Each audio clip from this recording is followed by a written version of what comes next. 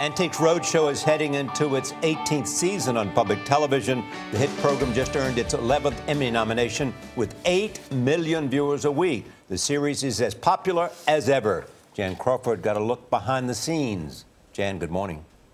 Well, good morning, Charlie. You know, we started thinking, how do they do this? I mean, it's year after year. They've got this devoted following. So we caught up with them down in Richmond to see just how they pull it off.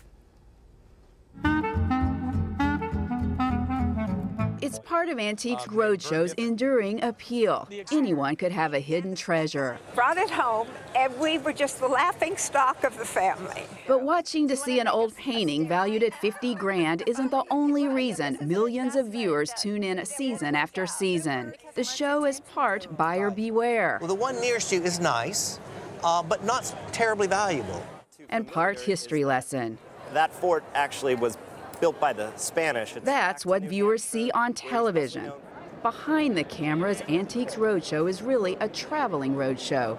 Every summer, the program goes cross-country, searching for items and stories to put on television. We caught up with the show in Richmond, Virginia. The work began with the tractor-trailer load of gear and a room 3 football fields long. 8 hours later, the set was in place. And these are original? Marcia Bemko is the show's executive producer. Everyone comes in here and meets with your appraisers. Yep. But you have these tables set up here in the center of the room. Yep. So who goes over here? The lucky ones. The lucky ones? The lucky ones are the people whose items end up on television. Bemko leads the team that makes that decision. Let's face it, we all love that reveal moment.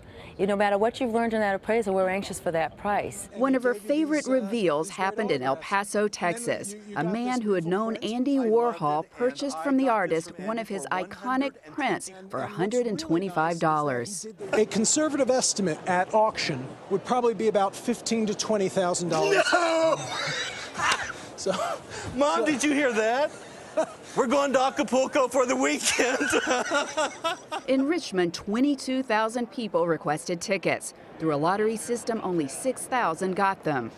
One of the lucky ones was a former college basketball referee with a ball given to him by University of North Carolina coaching legend Dean Smith. It was signed by every member of UNC's 1982 national championship team. You have Michael Jordan here. This was the seminal moment where the legend of Michael Jordan was born. I would put an insurance value of this of $10,000. My wife just about fainted over there on the side. This is how his wife reacted when she heard the $10,000 appraisal. We watched as they took in the news and sat down with them right after. So now you're going to go out and sell it? No. I don't know. I tell you that You say no. And that's the way it typically goes on Antiques Roadshow. People with valuable items hold on to them because they mean too much to sell. But most items appraised for little money, the majority less than $100. What do you have? I bought a little duck that belonged to my grandmother. She passed when she was about 90 years old, and I loved it. They were so cute, such detail.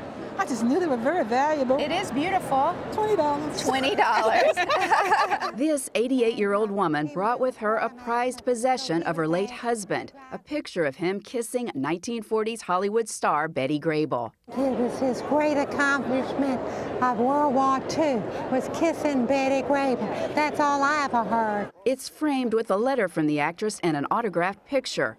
A story worth $1 million, even if the item appraised for much less. The appraiser said this letter was worth $300 and the photograph was worth $30. But what does it mean to you? Hey, a lifetime of happiness. Now, when we were doing this story, the Roadshow said, you know, you should bring something to be appraised. And so my family, they always wondered about this. It's Great Aunt Anne's pen. And it turns out it's real. It was worth, they told me at auction, if I wanted to sell it, about $1,000. But like most people, Charlie, Nora, Gail, I am, of course, not going to think about selling it. My mama would not be very happy with me. So, Mom, if you're listening, I'm not selling the pen, don't worry. And Anne will be relieved, too. Thank you, Jan. Can you imagine how many people, though, guys, are running to their basement attic to see, what do I have in here that might be worth something? That's right. You never know. Time to clean out the closets. You never do.